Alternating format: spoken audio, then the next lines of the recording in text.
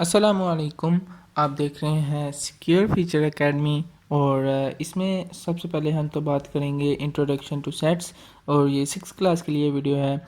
और सबसे पहले सेट्स की बात कर लेते हैं कि सेट्स बनाए किसने। सेट्स का इंट्रोडक्शन किया है 19th सेंचुरी के अंदर जॉर्ज कैंटर ने। और सेट्स की डेफिनेशन को अब हम लोग देख लेते हैं। सेट्स की डेफिनेशन होती है a collection of distinct and well-defined objects is called a set। अब सेट की हम लोगों ने ये डेफिनेशन देख ली और इसके अंदर हम लोग ने क्या देखा कि सेट क्या होता है। कलेक्शन होती है किस चीज़ की, कुछ ऑब्जेक्ट्स की। ऑब्जेक्ट्स की जगह हम लोग एलिमेंट्स भी लिख सकते हैं। यहाँ पे हम लोग एलिमेंट्स भी लिख सकते हैं इसकी जगह। तो सेट क्या होता है, एक कलेक्शन होती है किस चीज़ की, मुख्तलिफ ऑब्जेक्ट्स और एलिमेंट या फिर एलिमेंट्स की जो क्या हों, डिस्टिंक्ट हों और वेल डिफाइंड हों। मतलब कोई ऑब्जेक्ट्स हैं, कुछ एलिमेंट्स हैं जिनको मैं कलेक्ट कर देता हूं और वो क्या होते हैं, डिस्टिंक्ट और वेल डिफाइंड, तो मैं क्या कहूँगा, उनको सेट कहूँगा। अब हम लोगों ने ये चीज़ देखनी है कि डिस्टिंक्ट और वेल डिफाइंड क्या होते हैं। इसमें बस यही दो कंडीशंस डेफिनेशन के मुताबिक हैं कि डिस्टिंक्ट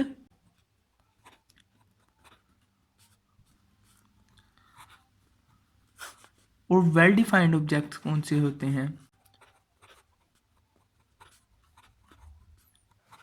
पहली बात तो आप लोग देख लें, सेट को हम लोग रिप्रेजेंट दो मेथड से करते हैं। एक मेथड को हम लोग कहते हैं टेबुलर मेथड और दूसरे को हम लोग कहते हैं डिस्क्रिप्टिव मेथड। अब टेबुलर मेथड और डिस्क्रिप्टिव मेथड ये मैं आपको एक्स्ट्रा, आपके सिलेबस में तो है नहीं, मगर मैं आपको बता रहा हूँ वैसे ही इन्फॉर्मेशन के तौर पे, जनरल नॉलेज के तौर पे, कि टेबुलर मेथड वो मेथड है जिसमें हम लोग सेट्स को ब्रैकेट्स के अंदर हम लोग बंद कर दें, और डिस्क्रिप्टिव मेथड वो है जिसमें हम लोग सेट्स को रिटन फॉर्म के अंदर, इंग्लिश अल्फ़ाबेट्स के अंदर हम लोग जब रिप्रेजेंट करते हैं, वो डिस्क्रिप्टिव मेथड है। जैसे कि अगर मैं कुछ रेनबो के कलर्स को अगर मैं रिप्रेजेंट करना चाहता हूँ तो ब्रैकेट के अंदर मैं, और ये भी याद रखना है यहाँ पे ब्रैकेट कौन सी लगेगी, यहाँ पे ब्रैकेट लगेगी कर्ली ब्रैकेट, जिसको हम लोग ब्रेसेस भी कहते हैं। अब यहाँ पे कर्ली ब्रैकेट लगेगी, और इस चीज़ का ध्यान रखना है कि टेबुलर मेथड कौन सा मेथड है जिसमें हम लोग अपने जो से कलेक्शन है ऑब्जेक्ट्स की, उसको हम लोग ब्रैकेट्स के अंदर रिप्रेजेंट करें। और डिस्क्रिप्टिव मेथड कौन सा मेथड है जिसमें हम लोग अपने जो कलेक्शन हम लोगों ने बनाई हुई है उसको हम लोग अपने इंग्लिश अल्फ़ाबेट्स के अंदर एक डिस्क्राइब करके हम लोग बयान करें। जैसे कि अगर मैं लिख देता हूँ set of colours in rainbow, तो वो क्या होगा, वो ये डिस्क्रिप्टिव मेथड में आएगा। और जो मैं ब्रैकेट्स के अंदर मैं लिखूंगा, जैसे कि ब्रैकेट्स के अंदर मैं लिख देता हूँ रेड, ग्रीन, येलो, इस तरह मैं कलर्स के नेम लिख देता हूँ, तो वो क्या आएंगे, वो टेबुलर मेथड के अंदर आएंगे। और जो ऑब्जेक्ट्स हम लोग लिख देते हैं ब्रैकेट्स के अंदर और उसको एक सेट बना देते हैं, और एक सेट के अंदर जो उनसे ऑब्जेक्ट्स लिखे होते हैं उनको हम लोग मेंबर्स भी कह सकते हैं या एलिमेंट्स भी कह सकते हैं उस सेट के। अब हम लोगों ने देखना है कि सेट में डिस्टिंक्ट ऑब्जेक्ट्स और वेल डिफाइंड ऑब्जेक्ट्स कौन सी होती हैं। अब ये देखें कि डिस्टिंक्ट ऑब्जेक्ट सबसे पहले डिस्टिंक्ट का मीनिंग देख लेते हैं। डिस्टिंक्ट का मीनिंग है मुनफरिद। मुनफरिद, जो मुनफरिद हो। अब मैं कहता हूँ, मैं नंबर्स कुछ लिख देता हूँ ब्रैकेट्स के अंदर कि ये सेट ऑफ नेचुरल नंबर्स मैं लिखना चाहता हूँ, सेट ऑफ नेचुरल नंबर्स।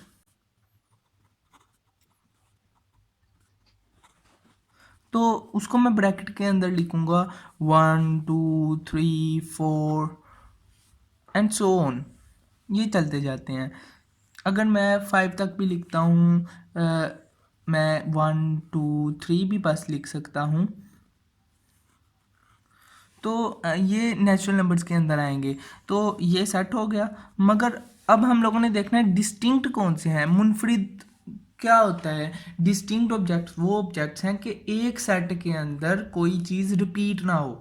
मतलब कि अभी मैं अगर इसको सेट ऑफ नेचुरल नंबर्स ऊपर मैंने लिखा है कि मुझे दो, और अगर मैं यहाँ पे लिख देता हूँ 1 2 3 3 और फिर मैं ब्रैकेट लगा देता हूँ, तो वो सेट में नहीं आएगा, ये सेट नहीं होगा। ये सेट होगा क्यों? क्योंकि इसमें कोई चीज़ रिपीट नहीं हो रही।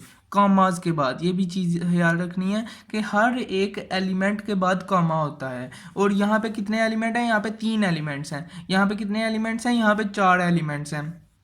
यहाँ पे कितने एलिमेंट्स हैं? यहाँ पे अननोन एलिमेंट्स हैं। क्यों अननोन एलिमेंट्स हैं?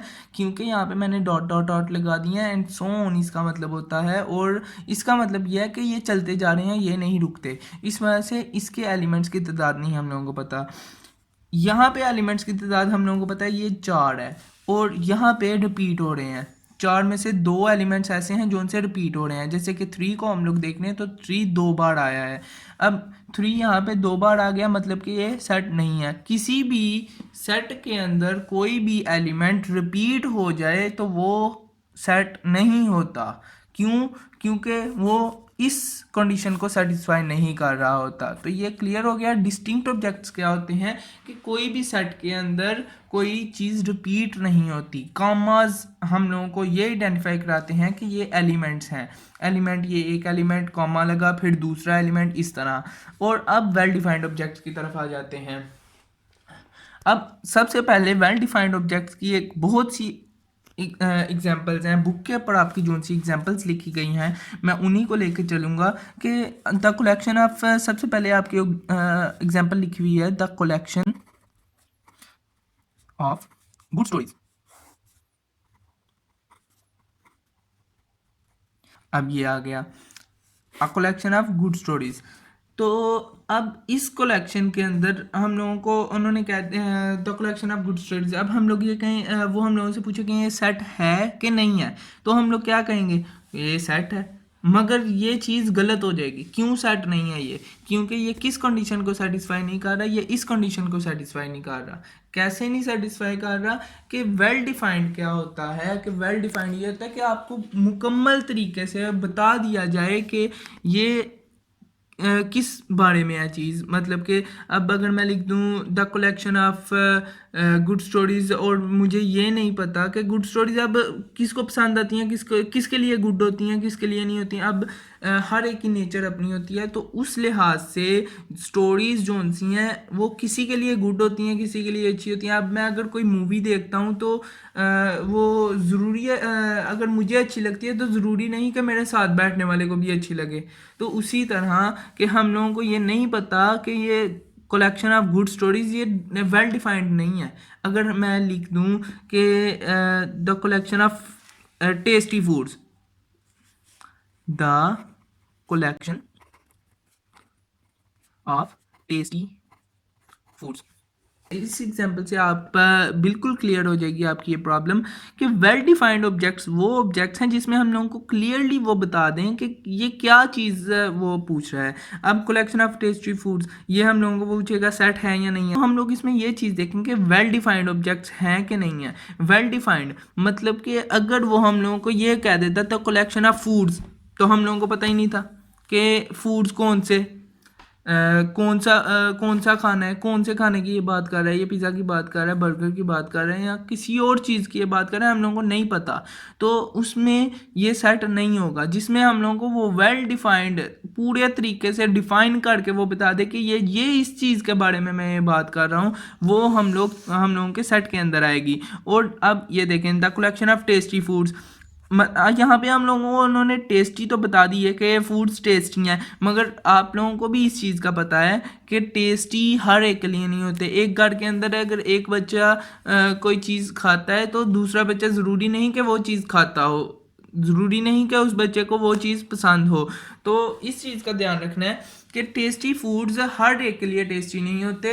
किसी को जायका उनका अच्छा लगता है, किसी को नहीं अच्छा लगता, तो यहाँ पे ये वेल डिफाइंड नहीं है। अगर यहाँ पे वो किसी खास फूड के बारे में हम लोगों को डिफाइन करके अच्छे तरीके से बता देते कि ये वाला फूड है, तो हम लोग वहाँ पे ये कह सकते थे कि ये वेल डिफाइंड हैं, ये ऑब्जेक्ट्स हैं और ये सेट में आते हैं।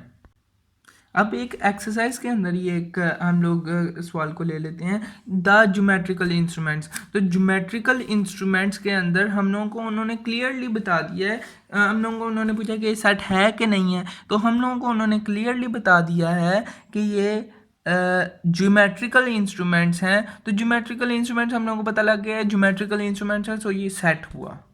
तो इसी तरह हम लोगों की ये वीडियो ख़त्म हुई। होप सो कि आप लोगों को ये वीडियो पसंद आई हो और आप लोगों को इस चीज़ की समझ लगी हो। और चैनल को सब्सक्राइब कीजिए, बेल के बटन को प्रेस कीजिए ताकि लेटेस्ट अपडेट्स आप लोगों को मिलती रहें। और इंशाल्लाह हर रोज़ आप लोगों को नई से नई वीडियो मिलती रहेगी इस चैनल पे। Thank you.